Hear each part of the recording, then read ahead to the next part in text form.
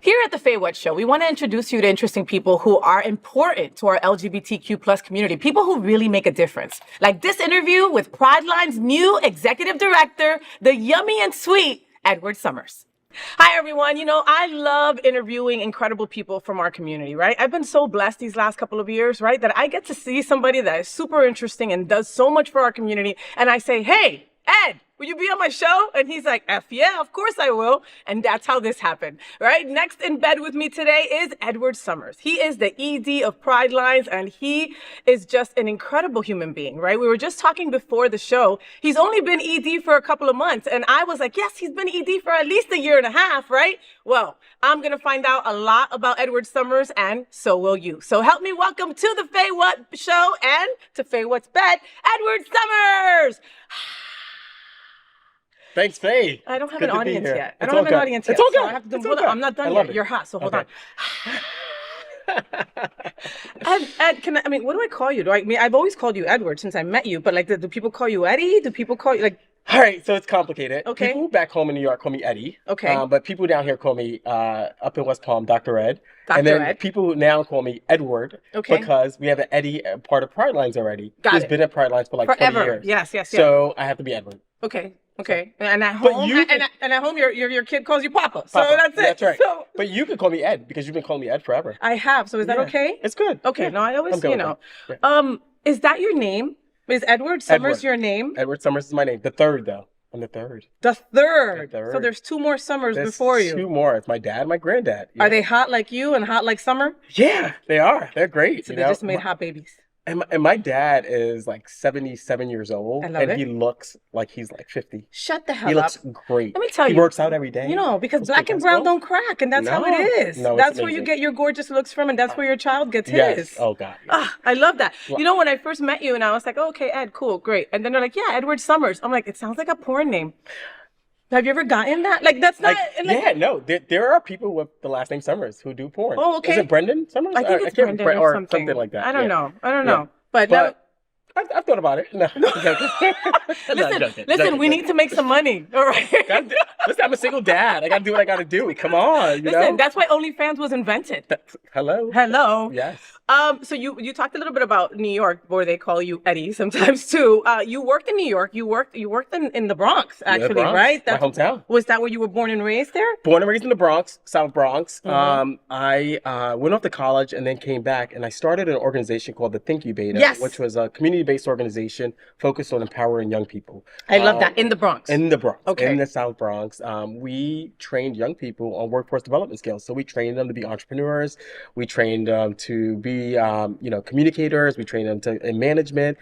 We actually had a cafe in the Bronx where we trained them in a cafe on entrepreneurship. We helped the couple start their own businesses. We taught them communications, operations. We taught them the business of coffee. Oh. So I love that. so I still got my start in the Bronx, and I started that. an organization called the Incubator in the Bronx. And I love you. I love that. I was going to ask you about the Incubator. I love the premise and I love the idea. You know, so many people that like grow up or are born in like the hood, like I was, very rarely go back to help. Yeah. It's sad. I know, because you sigh, because it's very common. You know what I mean? I wanted to get out the hood for a reason. I wasn't going back there, you know? Yeah. For me, since 9 years old, my family has been so embedded in the neighborhood. They started a tenant patrol association and fighting for housing rights and tenants' rights. And so, my family is such a critical part of the South Bronx. People look up to my dad. My dad is retired now. He teaches young people during the summer, young kids, how to play basketball. But he teaches them more about character development through basketball. I love that. And he does that just to do it, I love that. But you can learn a lot through a sport, through an organized sport, And unfortunately, a lot of these organized sports, it takes money to be a part of. And a lot of the inner city youth don't have that kind of cash to be a part of it. No. So what your dad is doing is freaking He's incredible. amazing. And he back in his day, his nickname was Shotgun because he would never miss a shot. He was Shotgun, and that was his nickname. And everybody knows him as Shotgun. That's what they still call him. Like, he's the OG of the neighborhood. Oh my God, I love that. OG. I love that. No, okay, so your dad is athletic, My dad, right? yeah. And he was athletic in his time. He's still athletic now. How is he with you being gay? Oh, that sigh. Yeah, so we had our challenges. We had some big challenges. We had a big fight. We had a big blow up. My dad's originally from the South. He's mixed. He's black, white. Do you have siblings? I have 11 siblings. Shut the. Only gay one. 12. Your dad was busy. Yeah. 12. Listen, 12 siblings, 12 of us, and I'm the only gay one. I'm like, come on. But that never happens. There's always like 2. 2 or 3. One is not telling you. One is not telling, and that's okay. It's okay. She will come out in her own time. I know who you are. I know who you are, sis. He could have shown me a picture right after, sis. I'm just telling you. And if you need to come out, you need some help, call me. It's okay. Come down. If you look like Edward, no, that's it. I'm in. She does look just like me too. Yes. I love it.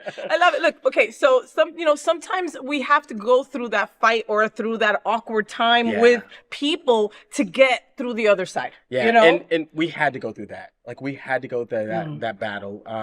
It was really tough. My dad said some really mean words, which he regrets. But our relationship is so strong. We are so tight. I love that. We're so tight, and we just get each other, and we're very similar, and that's why we had to go through what we had to go through. Of course, we're very similar in personality. I'm similar to him, and he, I take after him in good ways and in bad ways. Yeah. But our relationship is great now. That's wonderful. I have such a great relationship with him. I cherish him. And he's such a good guy. It's really just so, I mean, obviously you're a doctor and, you're way smarter than the average person, right? But, most people don't understand that sometimes you have to go through that tough times, and when somebody's so similar to you, my mom could not wrap her head around me being gay, right? It's like in her mind, she just said, and again, excuse it's a stupid comment, right? You're too pretty to be gay, right? Our parents say things like, that's just uneducated people. It's not that they mean to hurt, you know? They just don't know what to do sometimes. They don't know what to do. And I think for my dad, too, I was the first in a lot of things, right? I was the first to be a paralegal at age 15 in New York City. It was one of the youngest kids to be a paralegal in New York City, helping win major cases, doing some major research, right? I was the first to get a BA. I was the first to get a master's out of his kids. I was the first to get a PhD out of his kids, right? So I was the first to be an entrepreneur. And where are you in the 11? I'm number 8. Number 8 out of 12. Okay. So 11 siblings, number 12. Okay. So number 8. And so I did a lot of first. And so and then I'm his namesake. I'm number 3. Wait, right? so he waited to the third boy to be his namesake? Your dad is quite interesting. I think I need to get him in bed. Are you serious? So I'm his namesake too. So that's why he took it really tough. Okay. It was like, this is my mini me. This is right me. there. Yes. He's the third, and so how could he be gay? And I think my dad did a lot of soul searching, and he, I loved what he said to me. He says, a man is a man. You are a man, and you are a true man. You're a man of all sense. You're a bigger man than most straight men out there because you take care of your responsibility, you live up to your responsibility, and you're such a family man, you're such guided by ethics. And so, I mean, he's evolved a lot, and I appreciate that. And I think old school people, my dad's in the 70s, right? He's almost gonna be 80 soon. He's old school, He's old school. And it's like, what are you gonna tell a 70-plus-year-old person that has done it all, right? Like, to keep learning. Yeah. My mother-in-law is a Trumper. And, she's also in her early 80s, and her mindset is, I'm not learning anything else. I don't want to learn anything else, right? And you're there at a crossroad, no, but you have to learn about me, Right. But the age thing can be difficult. I don't want to break your anonymity. We've had a conversation about what we've been through, right? Also, I celebrated 9 years of sobriety recently, and you were one of the first people to reach out and be like, congratulations, bitch, you're crazy. Wow, And then me too, right? That's right. Yes, I said that's right. Yes. I said yes, me too. Yes.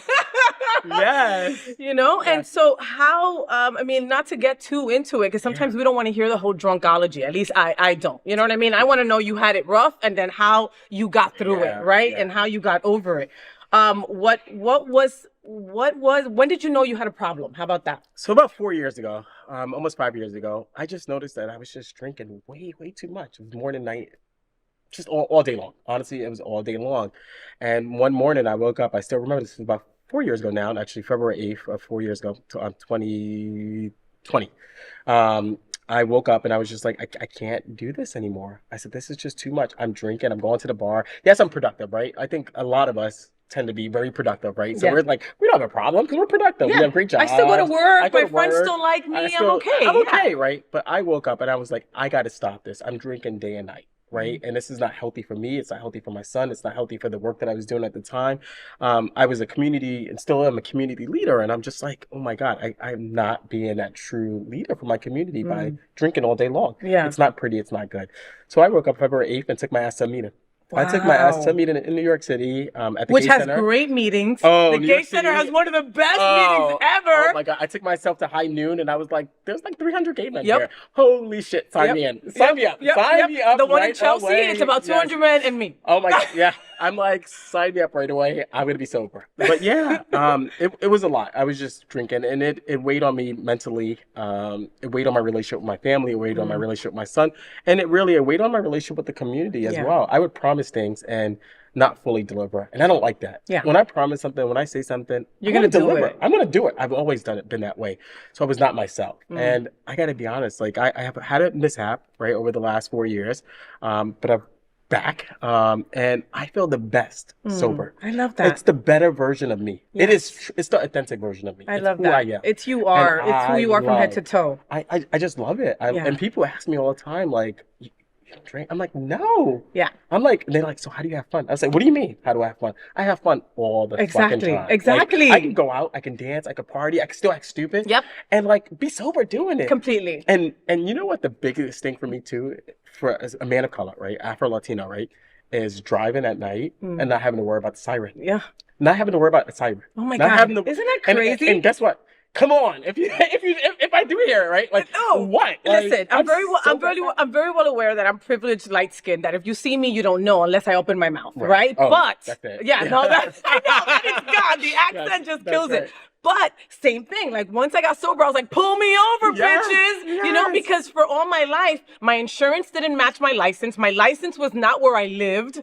And I probably had a bunch of tickets. Like it just wasn't something that I was not an accountable person. Right. That's right. You know, I really didn't care. And so you're right. I wasn't the best version of myself. I was just kind of just doing just enough. Yeah. That's what I was doing. I was doing just enough, which was probably better than some, but not to the fullest potential. Right. And people like you and me, and I'm putting us in a group right now because there's plenty of us, have to be to our fullest potential to help others. That is the reason why we are put on this earth. That is the reason why we got sober. Yes. Okay? I don't know about you, but I've lost a shit ton of people that I got sober with. Oh yeah, me too. Relapses are part of the journey. It's crazy, and I'm constantly trying to help people. But you know, you and I talked about this earlier. We can't help everybody. No. We cannot help everybody. I try my best, but I've lost so many friends who, you know, started this journey with me or around the same time, but then they're back out there. Yeah. And I try. I extend the olive branch, but at the end of the day, as we know, it's up to them. It's up to them. I can't want it more than you. No. That's the thing. You know? And it's like, you know, and it's like how Edward said, like, oh, how do you go out? We're at events. All the time. All the time. And I'll look over at Edward, he's got a soda in his hand, he'll look over at me, I got a water in my hand, and we continue with our day. And we're probably the loudest people in the room, you know? That's right. And that's how it should be. Yeah, so crazy. Okay, so you were in New York, and you've only been down here a short period of time. Yeah, 2 years. Wow. 2 years. Wow. So, okay, now we're in 2024. Yes. So that was in 2022. Yes. Was still kind of COVID-y, but not how it was before. You were in New York during the worst of it. So you moved from the epicenter of COVID to the next epicenter of COVID. Yes, yeah. I needed a break from New York. So at that time, 2 years ago, I had done a lot of work with building up a nonprofit, building up 2 for-profit businesses. I had overextended myself. And that's when I had my mishap. So I had to come back. I needed to find myself. So I came down here, came for a vacation, actually, to visit a friend in Miami, South Beach. Stayed with my friend, and I was like, I'm home. I need to be here. Oh my God. Okay. So you were already living here when you applied for Pride Lines. Yes. Yeah. Oh my goodness. Yes. You know that I came here for a weekend and never left too? Yeah. Oh, really? Oh, wow. Yes. Well, again, Jersey, Bronx, right? The, you know, I live in Newark, Patterson, like these horrible places. Not they're not horrible. They're wonderful places. The people are great. But growing up there, you have to know your shit. Let's just say that. You have to. You know, you have to be aware of your surroundings, and you learn that very early, you know? And then you come down here to a whole different mess. A whole different world. A whole different mess. Yeah, you know, absolutely. You worked in nonprofit up there. You started your own up there, which I love. I love that idea. You need to figure out how to bring that down here. How different is it working in DeSantis crazy world? Yeah. as opposed to New York. That's crazy for completely different reasons. It's different. It's very challenging. But what I love about the community here is that, particularly the LGBTQ community, is that we work together. We stand with each other as much as possible. That makes it a little bit easier. It's very challenging. It's a very challenging environment, but I think it's the community that makes it what it is here. I love that. And so I enjoy it. I love appreciate that. it. I want to give you an example. Please. When I first started at Pride Lines, and this is a person that's your favorite, but I'm going to mention him because he's become my favorite too, is Tony Lima. He reached out right away. It was just he reached out and was like, he's like, whatever you need, just let me know. He's like, I'm here for you, Poppy. Okay. It's just amazing. But, and that's Tony because he has been thrown into certain roles where nobody helped him. That's right. You understand? Yeah. And instead of saying, well, I'm going to be the same way, so he has to suffer too. Yeah. No, he's not going to do that. No. That is a good person. Like when you said the difference down here is that nonprofits work together. Unfortunately, my first thought was like, bullshit. No, they don't. Right? They work with you because of your personality, your relationship with them, your know-how, your ability to let another ED know that you're not bullshit. You understand? That's right. Because working with LGBT, okay, first of all, tell our folks at home what Pride Lines does exactly.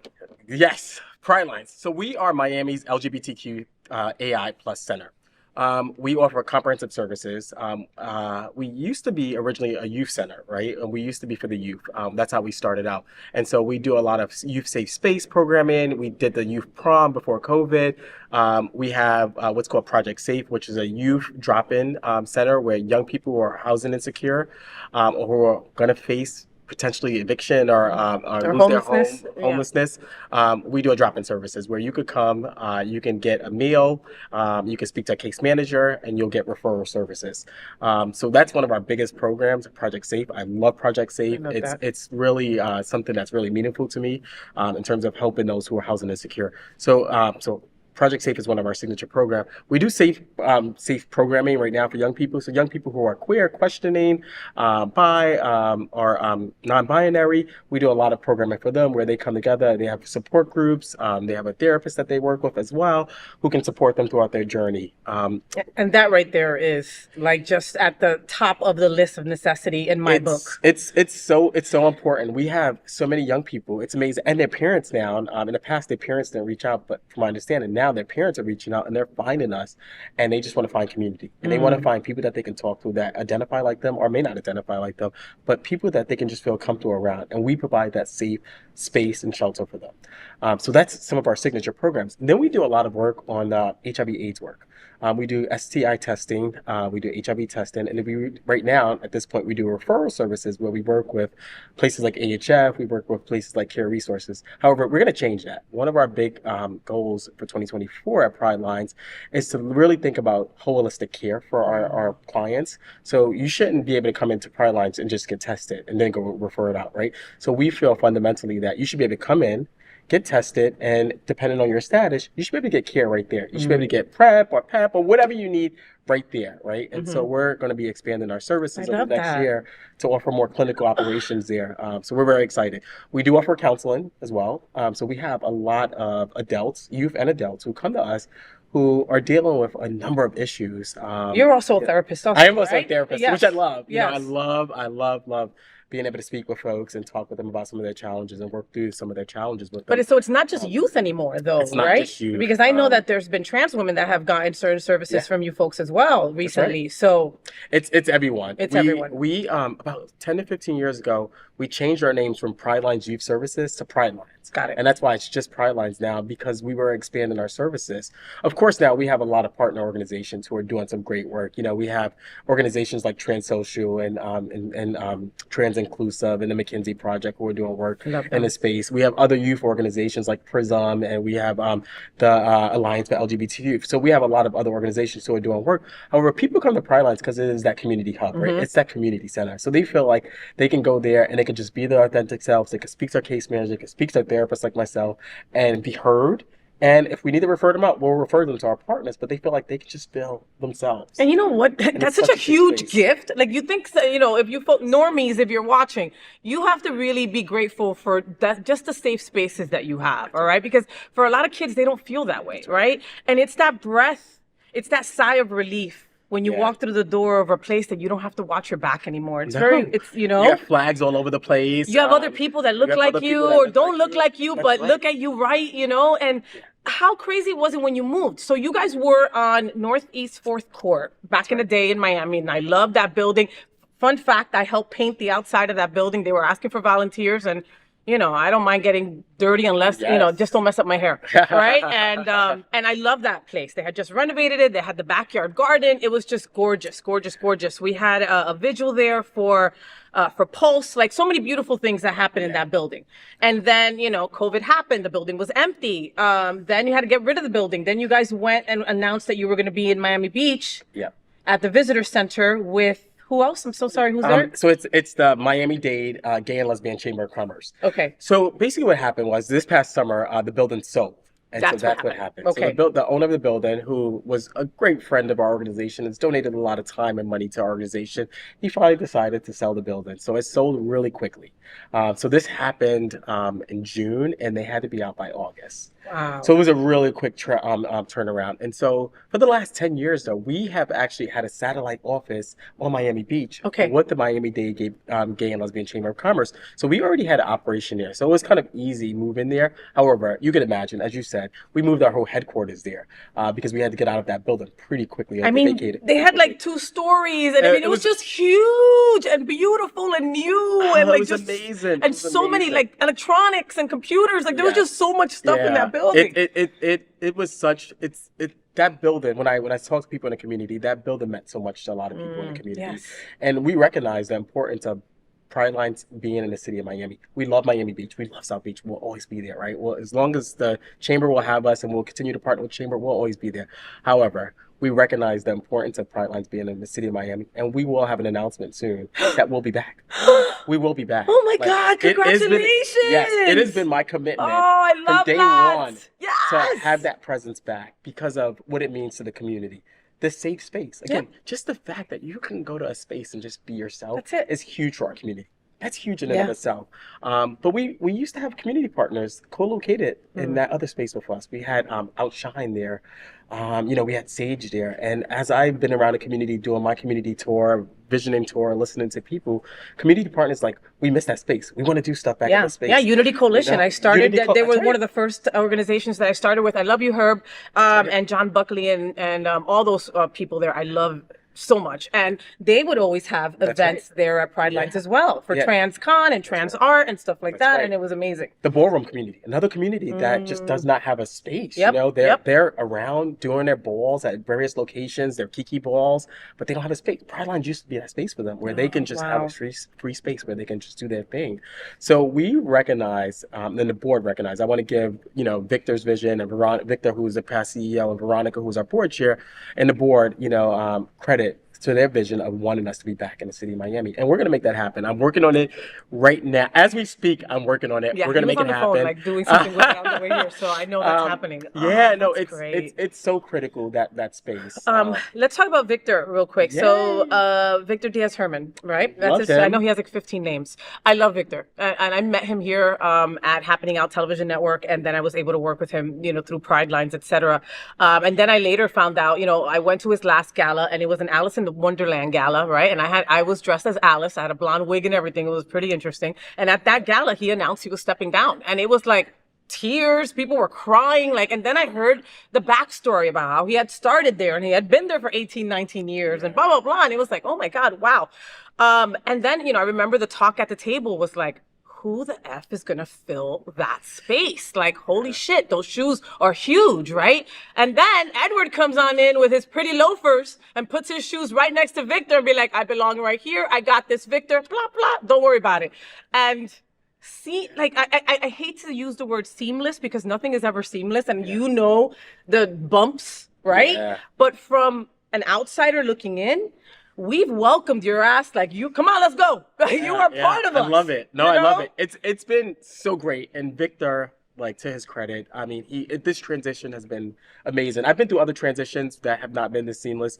Victor's been such a big supporter. He's my biggest support, one of my biggest supporters, one of my biggest cheerleaders. I can call him, text him, email Like him that, for you have anything. that kind of relationship with him. We have that type of relationship. We're That's good. amazing. We You are never good. hear And, that. and he is so supportive. He's been really good about advising the board about like how to have balance and boundaries and stuff like that. He's been super involved. If I need him, or super like, it's your space. You do what you want. Because he's a great guy. Like if that would have been me, if I was the old ED and you texted me like, sorry, wrong number. Yeah. No, it's I am so lucky, and he is not he's not criticized me. He's been just a good advisor and a good support system, I love that. and I really love him.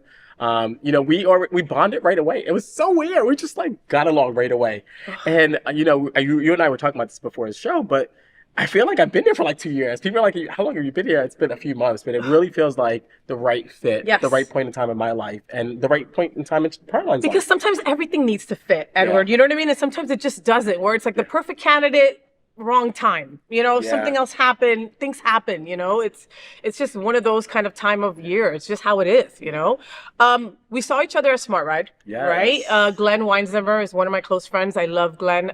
So it was the last year of the Smart Ride. 21 years? 20 years? 20 years. 20 The years. Smart Ride. 20 years of the Smart Ride, and Pride Lines was one of the beneficiaries. Yes. Now what? What does that? What does that make you feel when I say all that? Yeah, good question. So, great 20 years, right? Glenn has contributed so much to our community in South Florida. He's done something that no one has been able to do. 100% of the proceeds go to the beneficiaries, and that's pretty amazing. So it's sad for the beneficiaries, right? We've been a part of this for such a long time, and we've benefited tremendously, not only from community building, but the money that allows us to do the work that we're doing. Of course. So we are actually meeting this Saturday. Okay. All the beneficiaries to talk about what's next. There's 5 of you, 6 of you? No, there's 6 of us. Okay. Sorry, 6 of us. Yeah. So we're meeting this Saturday to talk about what's next, and then Sunday is actually the check party, of course. So Give we're me my excited money. at Hunters. We're gonna have brunch at Hunters, and we'll have the check party. But we're meeting. The beneficiaries are all committed to doing something. We don't know if it's going to be as big as the Smart Ride, but we're committed to doing something. We've been doing this ride, and many of the beneficiaries, even before Pride Lines, have been doing this for such a long time that we know what to do, right? Because really the beneficiaries were the ones who were actually putting together the ride, with Glenn's entity really just being a central hub, but the beneficiaries are the ones who actually really staff it and do everything. So we're talking, we want to make something happen. And, this was my first year of doing a Smart Ride and being there and being a part of the community. It is so significant for the community. We owe it to the community to do something. This is beyond the beneficiaries. That this feeling, is about the bigger community. That feeling, like throughout that weekend, Oh my God. like only if for you to be there is the only way I could really describe it. The closing ceremonies, everybody's crying, like it's just. And I was like, why am I crying? I didn't even know why I was crying. Right? It's amazing. So I'll tell you this: my friends in New York, right? All of a sudden, they were telling me, a lot of my single friends were like, they were on Grindr and they were seeing all these Smart Ride shirts and stuff like that. So I was like, just ask them about it, right? And so they started to do like this research for me, right? And people were talking so highly about the ride and how they were sad that it was the last year and that they want to do something similar and that they're committed to finding other rides. And I was telling my friends, I was like, you better tell that hookup that something's going to happen next year. So like, tell them like, save the spot, save the date, save for South Florida and not anywhere else. Because we're still going to do it. So we're still going to do something. Oh, that makes me happy. We're so committed because the big thing too, we have to think about the cause of it, right? Like the cause was like raising money to support HIV/AIDS organizations. We still are saying names. The epidemic is not over yet. No, it's not. It's far from over. It's not. Yeah, and then it makes me sad that some people that think that just PrEP is enough and we're fine. No, it's not. It's not. And in the city of Miami, particularly, there are communities in the city of Miami who have seen high rates of new infections. Black women. Black women. Yeah, it breaks my heart. It breaks my heart too. And we, as the gay community, owe it to them. Listen, they have supported, Black women have supported our community. They have upheld our community. Since the beginning of freaking time. Since the beginning of time. Since the beginning of time. So we wouldn't be sitting here right now if it wasn't for Black women throwing shit. That's right. That's right. So we owe it to them. We do. To be stand in solidarity. We do. But how, okay, again, I'm going to be devil's advocate, right? How do you trust again? You know what I mean? Like the disparities when it comes to healthcare where Black and brown women are just, and then you throw trans or LGBT into it, and it's just on another level of that white coat gets me nervous. Yeah. I'm married to a nurse. I'm married to a nurse practitioner, and I still kind of half believe her because of what our community has been through. That's true. Isn't that crazy? It's very true. But we need more people that look like us, right? Yeah, that's true. We need more people that look like us and sound like us, and speak to them in their voice. In their voice, right? And that's the way we're going to change it. That's the way we're going to change the perception. That's the way we're going to change the culture. And we need to be in the communities, though, to do it. But we can't just go and look like a whitewashed or a gay community going into these diverse Black and brown communities, right? We have to truly look like them, and we have to bring on people on board who look like them. Who look like us. And listen, like, I'm committed to that in Pride Lines. Pride Lines is going through a year of re-engaging, reconnecting, reflecting on 42 years of service. We are 42 years here. Did you get the job and fire everybody? No. No. So, no. Because that's usually what people do. No. Know? So, we were actually lucky this year, this past year, 2023, where people just started to like rediscover themselves and reunite their passion, and a lot of people decided that they wanted to pursue other things. Okay. So it kind of gave me a blank slate, and so we're in a position of hiring new people, and we're doing that, and we're doing it where we're hiring people that look like the community that we serve. I love that. And we're hiring straight people in the organization because, like, hey, they exist, right? And they want to support our community as well. So we're in a path of hiring very diverse people that look like the community, particularly as we're going to make this announcement hopefully soon about being back in the city of Miami, very close to our old space. And so we want people that look like that community there. And it's just so needed there. Okay, so here's some other bad news that I want your take on. Okay, so I lived in Miami and South Beach when it was safe to walk around everywhere. All right, and now women are being beaten and knocked out in Wynwood for being queer. Did you hear about that story? And that's not too far from, where your new places would be. Yeah, we and I think you and I actually covered this on. Oh my God, I think we did on Queer News Tonight. Yeah, it was a very unfortunate situation. So let me just in case you haven't heard the story, because for a lot of people, if it doesn't have to do with you, you don't give a shit, right? And then another part, we have a weird separation sometimes between Broward and Miami, which is very weird, okay? We're 20 minutes apart, folks. It makes no sense for us to be disconnected, all right? Oh, that happened in Miami. I don't give a shit. You should care. You really should. Anyway, so it was Wynwood and Pandora Events, who is led by the incredible Allison Burgos, Jesse Leon, and Amy Alonso. They've been throwing parties for about 20 years, and they throw a white party every year, and it happens on the weekend after Thanksgiving. And it's always a big blowout, and it's wonderful, fantastic. They had it in Wynwood this year. At approximately 3 a.m., 3 women, 1 trans woman, 2 lesbians, were walking with other friends to their car. They got approached by these men. And in usual, kind of cat-cattling them and saying things to them and you haven't gotten the right dick. And then the woman defended herself and said, not with your little dick. And unfortunately, they started hitting the women. There were approximately 2 to 4 men, and 2 have been arrested since. One was an MMA fighter. Like, what the hell kind of business do you have hitting a woman? The other one was some kind of a bouncer at another club. And here we are. It took police weeks to arrest anyone. They ended up hiring 2 gentlemen. They ended up arresting 2 gentlemen, like I said. And now we're waiting for when they're arraigned or when, hopefully justice will be served. I think justice will be served. And I think that, down in Miami, they heard the voices of our community, to be honest with you. Because this happened in November, right? Towards that, right after Thanksgiving. Mm-hmm. And for weeks, there was nothing until our community started to voice our opinion and perspective. Yeah. Until we started to speak up, until we started to post on social media, until we started to engage elected officials. And, behind the scenes, there was a lot of conversations with some elected officials to put pressure on them and say, like, what are we doing? Like, we are a huge part of this community. We make this community, especially a place like Wynwood, which is very diverse, very eclectic, very gay friendly. Yeah. For this to happen is a shame, and for there not to be a response. And so there was a lot of pressure put on some elected officials to push to really do an investigation and to figure out, to find these 2 gentlemen and to eventually arrest them. Yeah. It's challenging. We're dealing with a state where we have the governor, who is followed by his nemesis, but his buddy, Trump, who have, over the last 4 years really promoted hate. That gay rhetoric is going to get us killed. It is going to get us killed. I mean, it's getting us killed now. Our trans women are getting killed every day. So it's killing us now. It's unfortunate, but I think it's about our powerful voices, right? It's about us coming together and having powerful voices and not standing for that bullshit. It's standing up against this shit. Standing up against injustice. Injustice anywhere is a threat to justice everywhere, right? So, like, I'm a big advocate, and Pride Lines is, like, right away, when we found out about this, we're posting on social media, we're putting pressure on people, we're having conversations behind the scenes, some which we can't talk about, right? Because you want to try to influence change, right? So we are big into making sure that people know that Miami is a safe place, and it should be a safe space. And if it's not, we have a role. We have a role to work with other LGBTQ plus organizations to make sure that it's a safe space. And I'm committed to that, and Pride Lines is committed to that. Yeah. Yeah, and you have to be, and it's where we're at right now. Like, if you're not part of the solution, then you're part of the problem. You know, what the hell are you doing? Get off the train. No, get off the train. No, or even staying silent, folks. I'm so sorry. Like, just being silent is just as bad. You know, I mean, you're not helping any of the process, anything. No. A direct quote from you. I want to read the quote that you had sent us, okay? Because I was gonna like mash it up, but it's just so good that I don't want to mess it up, okay?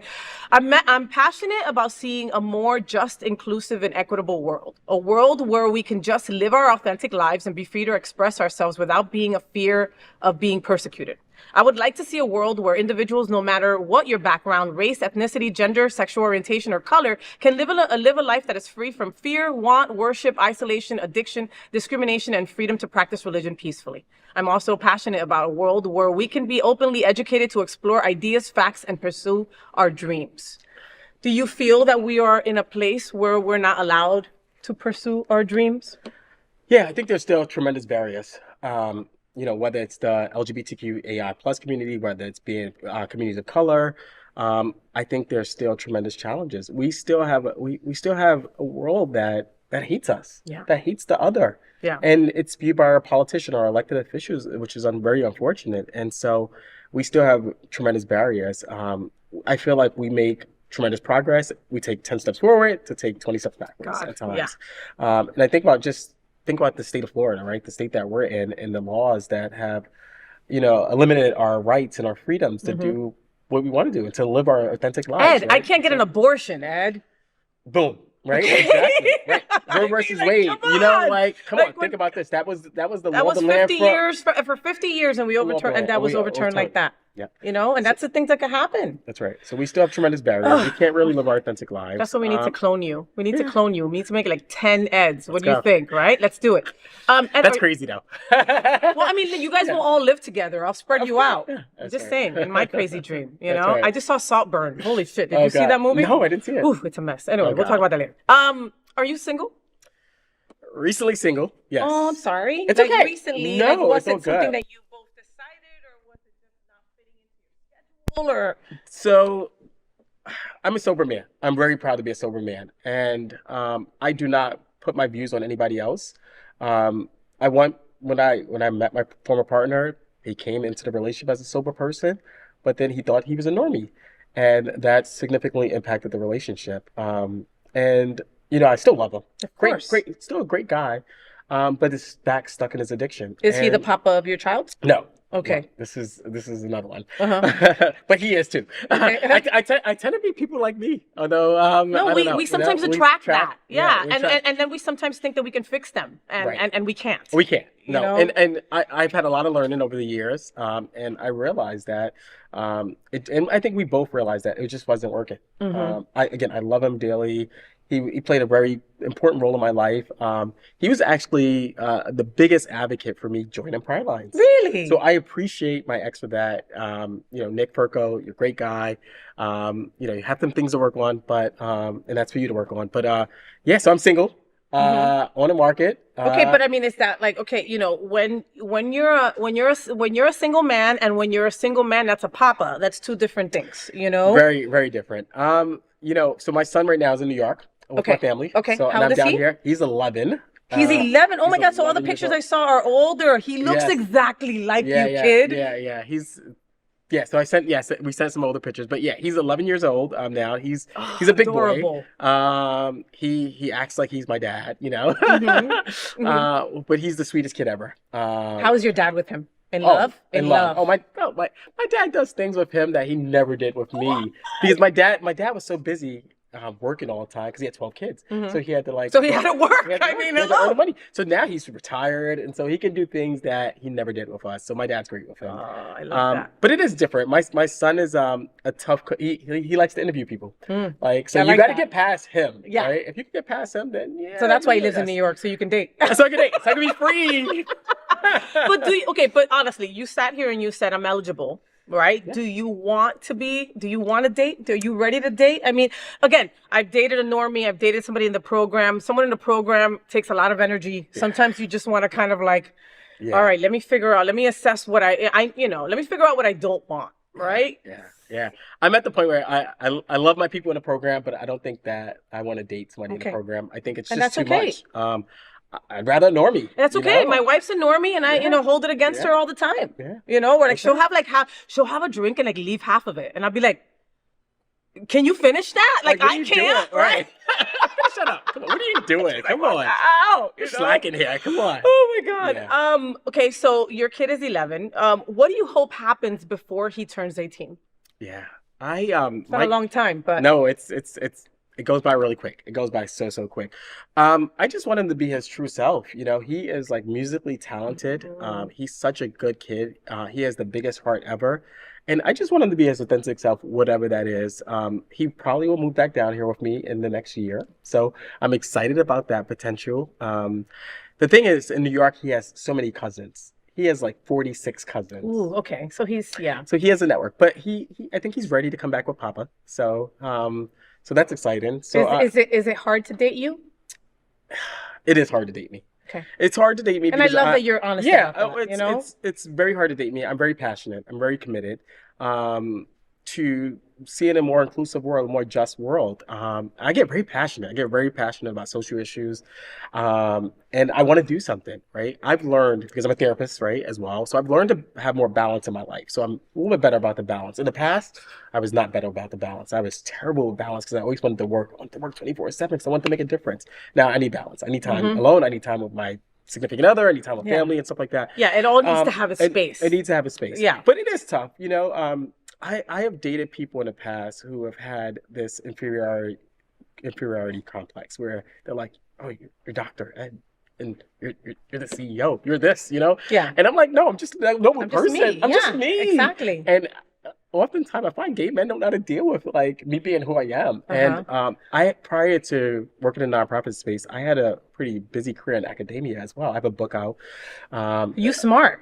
Understand? No, because listen, sometimes we're afraid of smarter people. We just are. We don't want to be like the dumb one in the relationship, And it's weird because in our community, like sometimes we don't want our significant other to be doing better than us. It's weird. I want my partner to surpass Me me. I want you to too. do better than me. I want you to be great, fantastic. I have no degrees. My wife has like 8, and I'm like, keep them coming. That means more money for the house. That's like, right. Bring it on. Just don't try to therapy me. That's No. Yeah, and I keep therapy out the relationship. I'm like, no, you have to. Yes, listen, you need that balance. Like, well, and also, there's also exceptions to every rule, though, Ed. You know, absolutely. I mean, we were talking before the show, and also when we were talking about your Thinkubator concept that I love.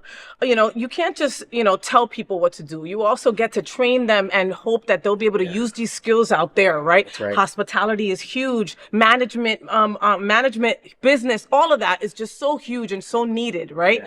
Yeah. Something that I'm always screaming from this bed is get into politics. We need younger people in politics. We need gay, black and brown women. We need you guys to get into politics, even at the lower level, even if it's a school board or whatever it is. How do we get more young people to do this shit? I love this. Thank you. So I almost forgot something. So thanks to the Robley Foundation, Prideline just got awarded a grant for its Queer Futures program. And just exactly what you're talking about is what we're going to try to train. We're going to try to train the next generation of activists, people who are socially engaged and socially involved, people who want to run for office. So we just got to start a grant to start this program. Woo-hoo! And we're going to do a pilot this coming year of about 10 kids where we're going to start to train them on leadership development and really try to put them out there to be the next career leaders. I love so we're gonna it. do that. We also put in a grant with the City Group where bringing a incubator idea down here to train people in workforce development, entrepreneurship. We should be our own leaders. We should be our own business owners. Completely. And so we're all about like trying to bring and cultivate that inner creativity and innovation among young people, particularly young queer youth. So Pride Lines we're trying to do that here. We're trying to bring that aspect here. But definitely to your point, Queer Futures, thanks to the Robley Foundation, we're going to be doing that. Thank you, Robley. I love yes, that. Absolutely. No, but that's necessary. And we need more of that. My idea is that I really would love to partner with other organizations where we're doing it within all of our organizations, because a lot of us serve young people, right? So SunServe should be doing it. The Alliance for LGBT Youth, PRISM, like all of us who serve young people, we should be having similar programs where we've developed a curriculum where we're working on activism. And I know the Alliance for LGBT Youth does have a program. I forget the name of it right now, but they do have a program where they're working with young people to help get them more socially and committed and engaged. But we need to be doing that at a larger level. We need to, on a larger level. And they need to know that we're supporting, you're doing the legwork, you're doing everything in from the ground, but we've got you. We got your back. We're going to be there supporting you and going to the damn ballots and voting. That's right. Which is what we really need to more of focus on. Absolutely. Thank you for being in bed with me today. And you were so much fun. The time kind of flew by. Production's hello, Faye. Look at the time. We're done already? Really? Come on. I feel like it's only been for 10 minutes. I haven't even asked you what kind of jockstrap you use or anything. How dare us? Edward Summers, ED at Pride Lines. Please make sure that you follow him on social media and follow Pride Lines as well at pridelines.org. Correct? Correct. You see, I remember that. I love it. Thank you. Oh, I love you, honey. I love you too. Thank you for everything that you're doing. Oh, thank you. All right? Thanks for having me. Single. Yes, I'm here. Single. Call me. I can hook it up. All right. We'll be right back.